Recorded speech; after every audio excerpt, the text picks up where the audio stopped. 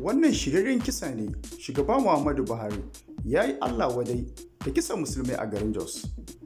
To za ka saurari wannan labarai ne daga wannan channel ɗin tamu mai albarka. Idan baka subscribing bacin a baya, muna so ka danna mana subscribe don ka dinga samun rahotanninmu idan mun yi posting.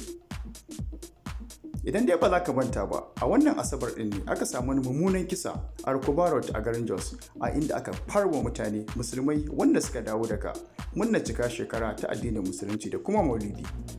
Shugaba Muhammadu Buhari ya yi Allah wadai da wannan kisa, ya ce kuma shiryayyen kisa ne. Sannan ya bai ma shugaban 'yan sanda cewar a kwakulo ko kuma a zaƙulo waɗanda suka yi wannan abu. Shugaba Muhammadu Buhari ya sha alwashin dole a kawo su kuma a hukunta su. Shin kana ganin wannan ikira na shugaba Muhammadu Buhari zai tasiri? An daɗe ba ana ruwa, ƙasa na shanyewa. To Allah ya bada ikon hukunta su kuma Allah ya ba mu zaman lafiya. Kar ka manta ka danna subscribe.